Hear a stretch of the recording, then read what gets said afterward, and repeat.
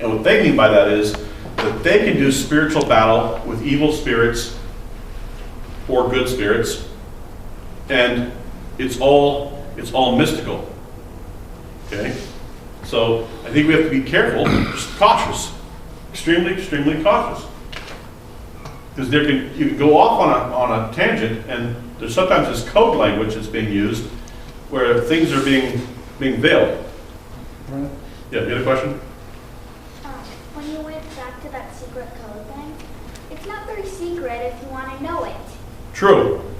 But then only a certain amount of people can know it. Only certain people can know it, and yeah, it's limited who gets to really know it. So it's not everybody that gets to know it. It's only the elite, and that creates the elitism of I know it and you don't. And so there's kind of the good observation. I'm better than you, and they don't say it that way, but it becomes kind of obvious that that's the way that things are moving. I'm telling you, I have seen this kind of stuff rearing its head in our movement. So what I'm doing is talking about this because it's out there and it's more prevalent than what people want to think about. I'll give you an example, one last example. This is in the Messianic movement. Again, in our own movement, okay, in our own circles. I love the blowing of the shofar. I absolutely love the blowing of the shofar. I think the shofar is a great instrument. We blow it here as a call to worship. There are those in the Messianic movement that believe that when they blow the shofar, that they advance or retreat the army of God by their blowing the shofar. Wow. And I'm thinking to myself, I don't think the army of God is at our beck and call. Really? But they believe this. They believe that when you blow a shofar, that you are, because it was used, here's how the logic goes. The shofar was used in the army of Israel to sound retreats and advances and those kind of things. You can see that in the Hebrew scriptures clearly. So now we have the army of angels that God operates, and they believe that when they blow a shofar, that the army of God has to move. That they can move the army of God by sounding certain notes on the shofar. In that case, we should blow it all the time. Yeah. So I'm just telling you, I don't agree with that. That they're blowing the shofar. Now again, I like the blowing of the shofar. I think the shofar is a great instrument. I just don't believe that I have the ability, or anybody here has the ability, or the power, or the authority. I think you can pray and ask God to bring His army to your help. You can certainly request it, but I don't think you can demand it. Nor do I think the heavenly host is up there going, well, can't move until they blow a shofar. You know, I don't think they're inhibited or prohibited until they hear from us. I think we can ask God to move them. That's a request. But that comes then from His command, not from us manipulating them. I don't think we manipulate the army of God. By the way, you had, and I got to end with this. You had the same thing going on in evangelicalism, the same magical kind of stuff going on in evangelicalism about 4 or 5, now maybe about 10 years back now. We had the book of, it came out, book of Jabez. If you say this prayer, God has to do what you said because you've used the magic words. Yeah.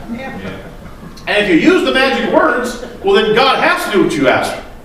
Because now He's bound to, because you said the right words. That's Gnosticism. It was very incipient Gnosticism that was creeping in again under a very semi-spiritual guise. There was nothing wrong with the prayer of Jabez. Jabez was requesting this from God.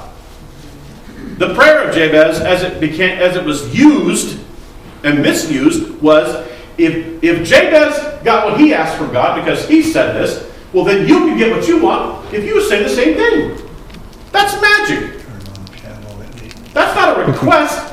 That's the belief that if you rub the genie, if you say the magic words, then God goes, okay, I'm here. 3 wishes, what do you want? No, that's not how God operates. God is not a genie in a bottle, and he's not at our beck and call. He can respond to us, and out of graciousness and compassion does, but we don't manipulate him by what we say or what we do. Hopefully he manipulates us. Yeah, he should move us, not us moving him. So I'm just saying we got to be careful. Extremely, extremely careful. I hope you're hearing what I'm saying in the spirit of which I'm saying it. Yes. It seems like through the centuries, every denomination, every move of God gets watered down because of stuff creeping in. Even, like say, even the Messianics, but Catholicism, Lutheran, Methodism, Assembly of God, whatever. They start out with great moves of God and then end up being really religiousized and corrupted because of such. Yeah. Every movement generally tends to have problems over time because it starts adding things that just are not biblical. All right, let's. Brent? Yes. You know, it seems like, I'll just say a number, like every 20 years, some new little thing like this. You know, I remember when the New Light movement, you know, and there was a Name It and Claim It movement. All of these, Yeah. it's like Satan's trying to go think, well, that worked for them, well, I'll try something on this group over here. He's the major distractor. Right. Yeah. Yeah, there's always little things that come along that try to manipulate and try to, you know, And Try those to- that don't know the truth, right, you know, they're susceptible. right. That's why we have We're all to keep. susceptible. We're all susceptible. Yeah. We're all susceptible. So I'm trying to say, That's what I- to me, I'm looking at this and going, no, I don't think we can. I don't think that I or you or anybody else ever tells God what to do, and he does it. Oh my God, no. I don't think God is required to do anything for me. I think out of his graciousness and compassion he does. He provides us with more than we even ask for. Exactly. But that initiates from him. And then I can ask him for something. I can request something from him. But I don't think he's up there going, well, they used the magic word, blew the magic shofar, and now I gotta do it because, well, you know. I Put have down no the choice. combination. I don't think we ever take choice away from God. Yes. I've always said, if you really want to hear God laugh, tell him you have a plan. You're exactly. Exactly. All right, stand with me, please.